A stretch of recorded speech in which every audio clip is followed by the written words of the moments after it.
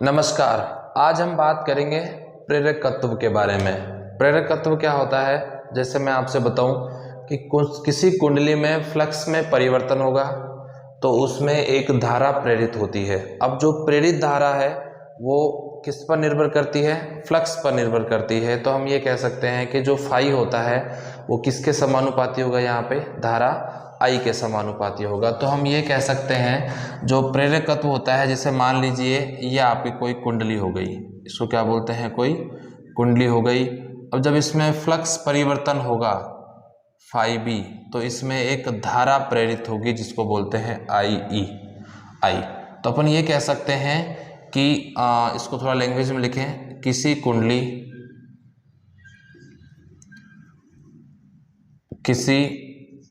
कुंडली में जब फ्लक्स परिवर्तन होता है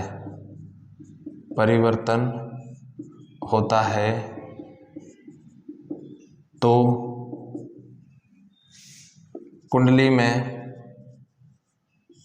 में एक धारा प्रेरित होती है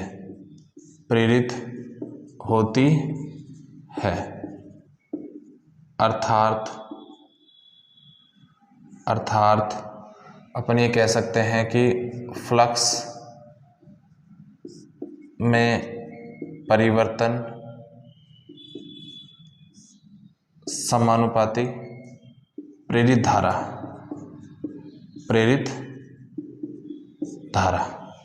जैसे ही अपन यहाँ से समानुपाती हटाएंगे तो यहाँ जो नियतांक आएगा उसको बोलते हैं प्रेरकत्व। यहाँ जो नियतांक आएगा उसको क्या बोलेंगे? प्रेरकत्व। अपन तो लिख सकते हैं इसको वापस, फ्लक्स में परिवर्तन इज इक्वल्स टू, यहाँ क्या लिख देंगे? प्रेरकत्व। यह आपका प्रेरकत्व और साथ में क्या जाएगा? प्रेरित धारा। तो ये इसका मेन जो फॉर्मूला बनता है वो ये बनता है। अब यहाँ से अगर प्रेरकत्व का फॉर्मूला बनाए तो क्या बनेगा? प्रेरकत्व इज इक्वल्स टू फ्लक्स में परिवर्तन अपॉन प्रेरित धारा।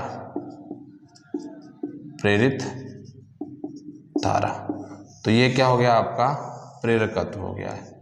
ठीक है, यहीं से इसका मात्रक निकाल सकते हैं और यहीं से इसकी विमा भी निकाल सकते हैं। तो इसका जो मात्रक होगा उसकी बात करें तो देखो, फ्लक्स में परिवर्तन, फ्लक्स होता है जो, फ्लक्स की विमा क्या, मात्रक क्या होता है?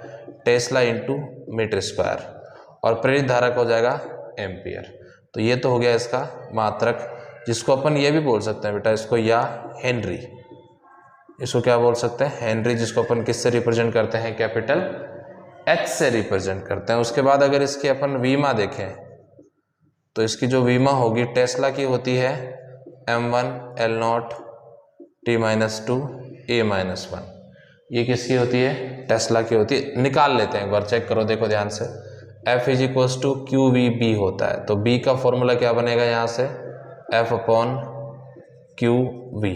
A बनेगा ना भाई, F का क्या होता है? M1 L1 T-2, और Q का होता है A1 T1, और V का होता है L1 T-1। तो T1 से T1 कैंसिल और L1 से L1 कैंसिल, A ऊपर चला जाएगा तो हो जाएगा M1 L0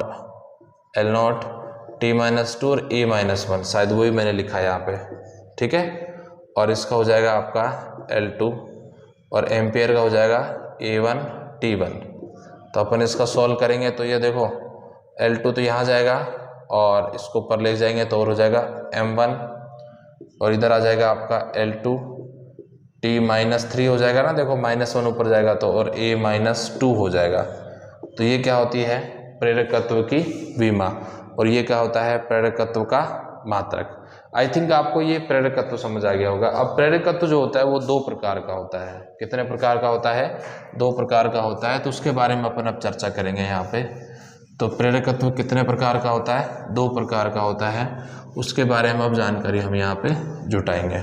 ठीक है, तो पहले तो होता है ये अन्योन्य प्रेरकत्व, अन्योन्य प्रेरकत्व।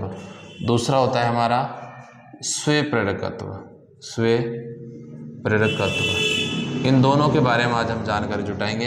एक तो हमारा हो गया अन्योन्य प्रेरकत्व और दूसरा हो गया हमारा स्वे प्रेरकत्व। इन दोनों के बारे में अब हम जानकारी जुटाएंगे। सबसे पहले अन्योन्य प्रेरकत्व के लिए देखें तो इसके पास हमने दो कोयलें बिल्कुल समीप रखनी पड़ेंगी। एक कोयल तो हमने ये रख दी और दूसरी कोयल इसके और समीप रख दी। ठीक है भाई। अब जब इसमें फ्लक्स परिवर्तन होगा तो ये जो हमारी सोलेनोइड S2 इसको बोलेंगे सोलेनोइड S1, यानी ये हमारी होगी परिनलिका S1 और ये होगी परिनलिका S2। दोनों को एक दूसरे के इस तरीके से समीप रख देंगे। ठीक है भाई। अब हम क्या करेंगे, जब इसमें फ्लक्स जो होगा इसमें φ2 तो इसमें धारा प्रेरित होगी, उसको बोलेंगे I1। तो यानी जब आपके फ्लक्स φ2 में परिवर्तन होगा तो आपकी धारा आपके जो समीप नियरेस्ट जो दूसरी परिनलिका रखी हुई है उसके अंदर प्रेरित होगी, जिसको क्या बोलेंगे I1। तो यहाँ पे क्या बोल देंगे φ2 समानुपाती I1।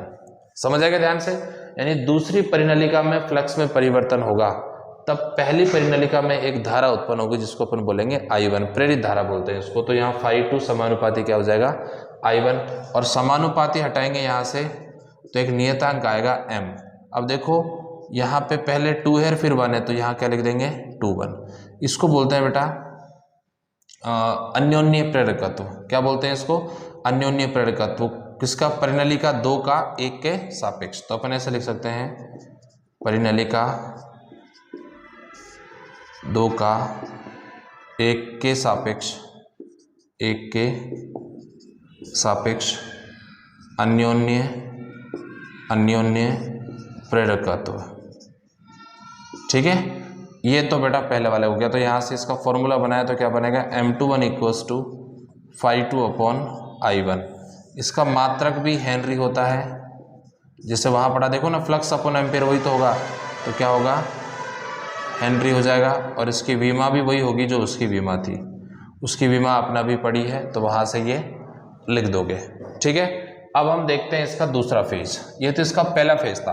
अब जब इसमें फ्लक्स परिवर्तन हुआ है तो इसमें भी तो होगा, तो यहाँ जो फ्लक्स में परिवर्तन होगा वो φ1 होगा, जिसके कारण हमारी यहाँ पे धारा कौन सी उत्पन्न होगी, I2 धारा उत्पन्न होगी। तो ये हमेशा ध्यान रखना। तो अपन ये कह सकते हैं कि जो हमारा पहली कुंडली में चुंबकीय फ्लक्स में परिवर्तन होगा उसके कारण हमारी धारा प्रेरित कौन सी होगी, I2 होगी। तो हम ये कह सकते हैं कि φ1 समानुपाती I2। क्या कह देंगे, φ1 समानुपाती I2। अब समानुपाती हटाएंगे तो वही सेम प्रोसेस इक्वल्स टू यहाँ क्या लिखेंगे M12 और ये क्या हो जाएगा I2 हो जाएगा। इसको क्या बोलेंगे, वही परिनलिका 1 का 2 के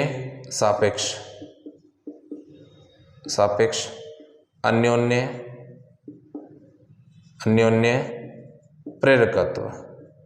क्या बोलेंगे, अन्योन्य प्रेरकत्व। अब इसका फॉर्मूला भी यहाँ से निकाले तो M12 इक्वल्स टू क्या हो जाएगा φ1 अपॉन I2।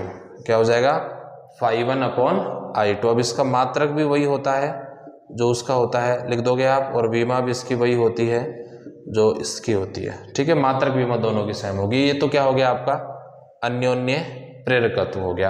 यानी दो कुंडलियां एक दूसरे के समीप रखकर एक कुंडली में फ्लक्स परिवर्तन होगा तो दूसरी कुंडली में धारा प्रेरित होगी, इस वाली कुंडली में फ्लक्स परिवर्तन होगा तो इसके समीप रखी हुई दूसरी कुंडली में धारा प्रेरित होगी। तो हमारे इस प्रकार निकलेंगे यहाँ पे अन्योन्य प्रेरकत्व कुंडली 2 का 1 के सापेक्ष, अन्योन्य प्रेरकत्व कुंडली 1 का 2 के सापेक्ष, दोनों एक दूसरे के सापेक्ष है। ठीक है। अब हम स्व प्रेरकत्व क्या होता है, एक ही कुंडली होती है, इसमें दो नहीं होती, एक ही होती है। अब इसमें ही जब चुंबकीय फ्लक्स परिवर्तन होगा तो इसमें ही धारा उत्पन्न होगी। तो हम ये कह सकते हैं कि φB समानुपाती I। मतलब इसमें दो कुंडलियां नहीं होती, खुद में ही खुद के कारण धारा प्रेरित होती है। जब खुद कुंडली में कोई फ्लक्स परिवर्तन होगा तो उसके कारण खुद में ही क्या होगी, एक धारा प्रेरित होगी, जिसलिए तो अपन कह सकते हैं φB समानुपाती I। अब यहाँ से जब इस समानुपाती को हटाएंगे तो एक L आ जाता है, इसको बोलते हैं स्व प्रेरकत्व। क्या बोलते हैं इसको, स्व प्रेरकत्व। आई थिंक ये आपको बहुत अच्छे से समझ आ गया होगा। तो ये हो गया आपका स्व प्रेरकत्व। इसमें कोई सापेक्ष वगैरह नहीं होता, सिंपल फॉर्मूला होता है तो L का फॉर्मूला क्या बन जाएगा 5B/I। अब मात्रक इसमें भी वही होगा, V में भी, क्योंकि सब में फ्लक्स अपॉन धारा है, मैंने उसमें पहले लिख दिया था, वो एक्सप्लेन कर दिया था अच्छे से, सब में धारा है। तो ये होता है हमारा स्वयं प्रेरकत्व और ये होता है अन्योन्य प्रेरकत्व। अब दूसरे इसके स्वयं प्रेरकत्व और अन्योन्य प्रेरकत्व संबंधित दूसरी जो वीडियोज़ हैं उनके आपको दूसरे टॉपिक्स जो हैं इनसे संबंधित उनकी दूसरी वीडियोज़ आपको मिल जाएंगे, ठीक है, वहाँ अपन उसके बारे में जानकारी जुटाएंगे। ये आपको कैसा लगा कमेंट बॉक्स में ज़रूर बताना। धन्यवाद।